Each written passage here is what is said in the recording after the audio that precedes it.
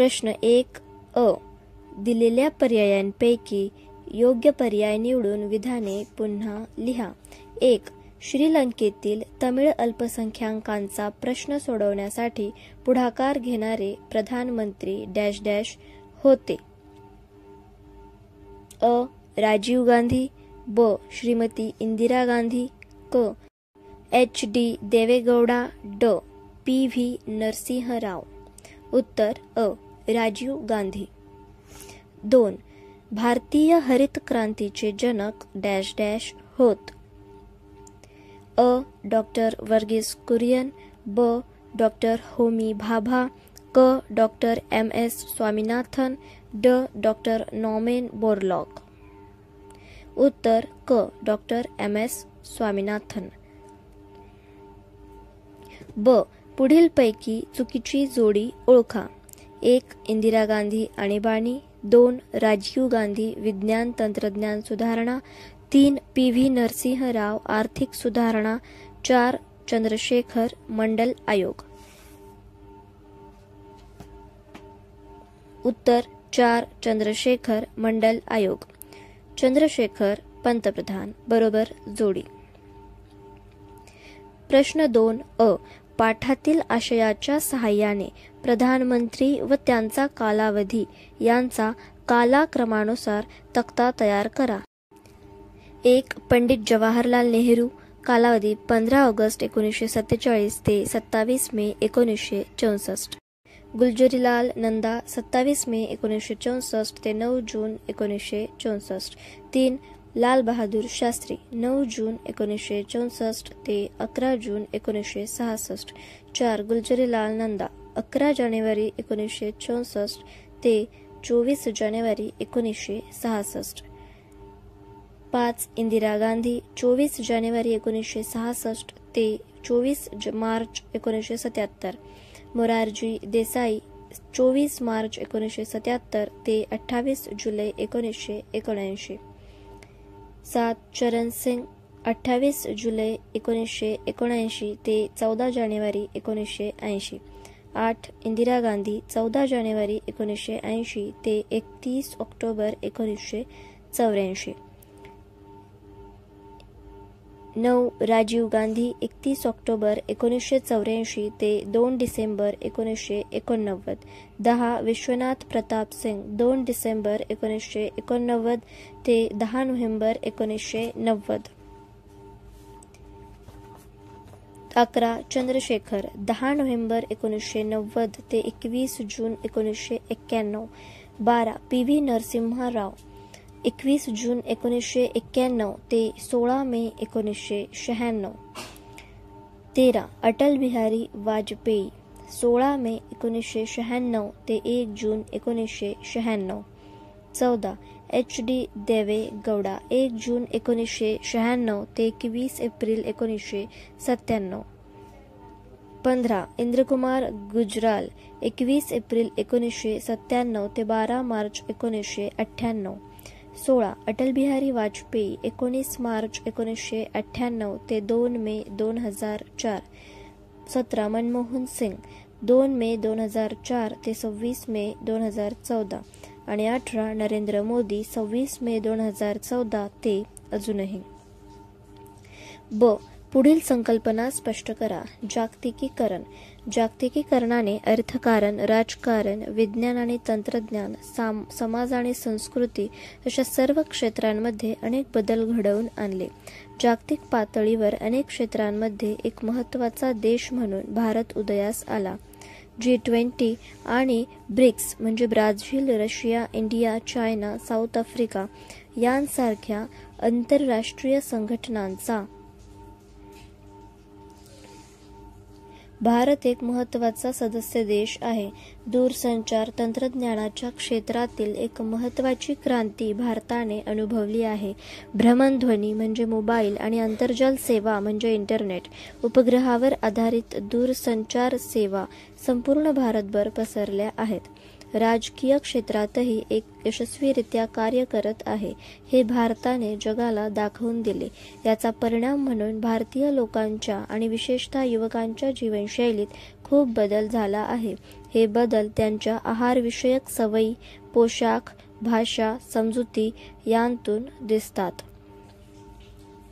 2. धवल क्रांती. धवल क्रांती ही दुग्धजन्य उत्पादन क्षेत्रातील क्रांती आहे.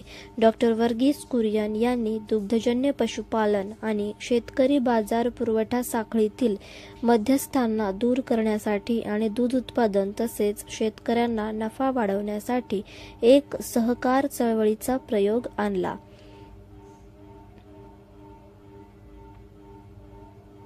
डॉ. वर्गीस कुरियन यांनी दूध उत्पादन क्षेत्रातील सहकार चळवळीचा प्रयोग केला आणि याचा परिणाम म्हणून दुधाचे उत्पादन मोठ्या प्रमाणावर वाढले. याला श्वेत क्रांती असेही म्हणतात. प्रश्न 3 पुढील विधाने सहकारण स्पष्ट करा. 1. मोरारजी देसाई यांचे सरकार अल्पकाळच टिकले. उत्तर: मोरारजी देसाई 1977 साली जनता पक्षाच्या नेतृत्वाखाली भारताचे पंतप्रधान बनले. खालील कारणांमुळे त्यांचे सरकार अल्पकाळ टिकले. 1. संसदेत मॅजिक MP संख्या मिळविण्यात अयशस्वी हे मुख्य कारण होते. त्यांच्या कार्यकाळामुळे उच्चभ्रू वर्ग, लुटियन्स क्लब आणि राजधानीतील बौद्धिक वर्ग यांच्यावर नाराज झाला.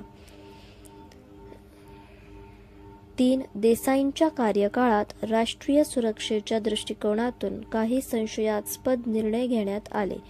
4. पाकिस्तान, विशेषतः पाकिस्तानी जनरल हुकुमशहा झिया उल हक यांच्याबद्दलची त्यांची जवळीक आणि पक्षपात देशाला आवडला नाही.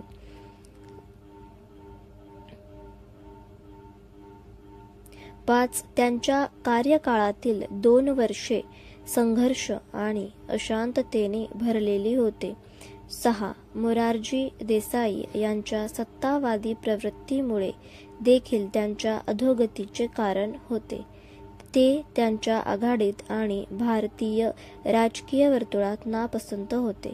7. मोरारजी देसाईंना संसदीय बहुमत मिळविण्यात अपयश आले आणि जुलै 1979 मध्ये त्यांना राजीनामा द्यावा लागला. स्वातंत्र्योत्तर भारतात पहिल्यांदा नोटाबंदी करण्याची जबाबदारी त्यांच्यावर होती. 9. ते लोकप्रिय नव्हते आणि मध्यमवर्गीय आणि उच्च मध्यमवर्गीय लोकांपासून वेगळे झाले होते.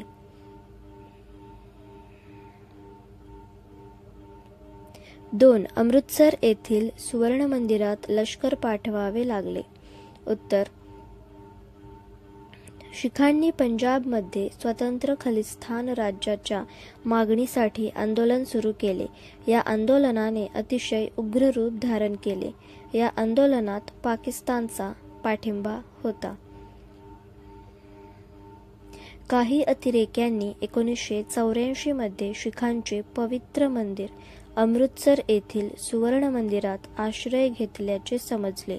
म्हणूनच तेथे आश्रय घेतलेल्या अतिरेक्यांना बाहेर काढण्यासाठी भारतीय लष्कराला अमृतसर येथील सुवर्ण मंदिरात लष्कर पाठवावे लागले.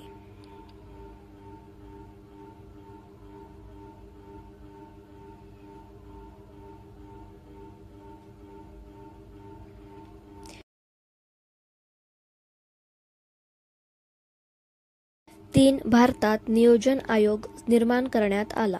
उद्योगांच्या स्थापनेद्वारे आधुनिकता आणि आत्मनिर्भरता प्राप्त करण्यासाठी आणि नियोजनाद्वारे सामाजिक न्यायावर आधारित अर्थव्यवस्था स्थापित करण्यासाठी म्हणून भारतात राष्ट्रीय नियोजन आयोगाची स्थापना पंडित जवाहरलाल नेहरू यांच्या कार्यकारी आदेशाच्या माध्यमातून केली गेली होती.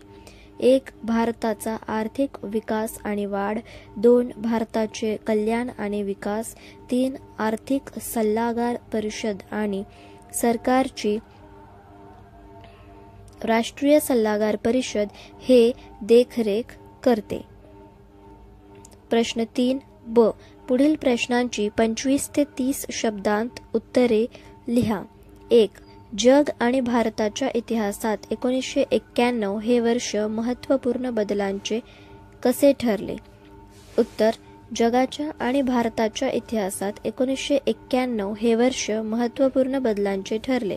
सोव्हिएत रशियाचे विघटन झाले आणि जगातील शीतयुद्ध संपले. भारतात पी.व्ही. नरसिंह राव यांच्या नेतृत्वाखाली शासनाने भारतीय अर्थव्यवस्थेत अनेक बदल घडवून आणले. 1991 मध्ये पी.व्ही. नरसिंह राव शासनाने आर्थिक सुधारणा घडवून आणण्यास प्रारंभ केला. या आर्थिक सुधारणांना आर्थिक उदारीकरण असे म्हणतात. भारताची आर्थिक व्यवस्था या धोरणामुळे भरभराटीस आली. भारतातील परकीय गुंतवणूक वाढली. उद्योग, वैज्ञानिक क्षेत्रांतील कुशल व्यावसायिक भारतीयांनी भारतीय अर्थव्यवस्था सुधारण्यास मदत केली. माहिती तंत्रज्ञान क्षेत्रातील उद्योगांनी रोजगाराच्या नव्या संधी उपलब्ध केल्या. 1991 नंतर झालेल्या बदलांचे वर्णन जागतिकीकरण असेही केले जाते. 2. भारतीय अर्थव्यवस्थेची वैशिष्ट्ये कोणती? भारतीय अर्थव्यवस्था ही एक विकसनशील अर्थव्यवस्था आहे. याचे कारण म्हणजे भारतातील गरिबी, बेरोजगारी, निरक्षरता इत्यादींची पातळी खूप जास्त आहे. अचानक घसरणाऱ्या सकल देशांतर्गत उत्पादनामुळे भारतीय अर्थव्यवस्थेच्या समोर विविध समस्या वाढल्या आहेत. असे अनेक घटक आहेत.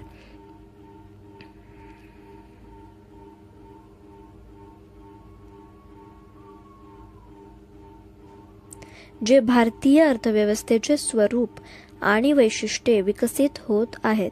भारतीय अर्थव्यवस्थेच्या वैशिष्ट्यांमध्ये खालील मुद्दे समाविष्ट आहेत. 1. आर्थिक आधुनिकीकरण. 2. आर्थिक स्वावलंबन. 3. सामाजिक न्याय. प्रश्न 4. पुढील तक्ता पूर्ण करा. भारतापुढील आव्हाने व बलस्थाने. उदाहरणार्थ, भारत-पाकिस्तान युद्ध, विविधतेतही एकता, आर्थिक, राजकीय आणि सामाजिक विकासाचे विविध मुद्दे, बहुसांस्कृतिक. पोर्तुगीजांच्या राजवटीत गोवा, दीव आणि दमण हे प्रदेश, अण्वस्त्र सज्जता. भारत आणि चीन यांच्यात उत्तर सीमेवर तणाव आहे. विविध भाषा, धर्म, वंश आणि जातीचे लोक एकत्र राहतात. फुटीरतावाद, अत्याचार विरोधी कायदा. राजकीय अस्थिरता, अर्थव्यवस्थेचे आधुनिकीकरण, आर्थिक स्वावलंबन आणि सामाजिक न्याय. देशव्यापी संप आणि निषेध, उद्योग उभारून स्वावलंबी. देशव्यापी संप आणि निषेध, उद्योग उभारून स्वावलंबी. राष्ट्रीय आणीबाणी, नवीन शास्त्रशुद्ध कृषी तंत्रे राबवली.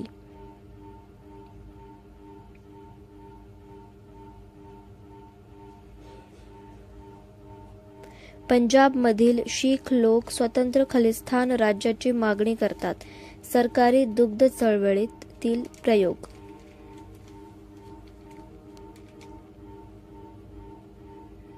इंदिरा गांधींची हत्या. अणुऊर्जा आणि अवकाश संशोधन क्षेत्रात प्रगती.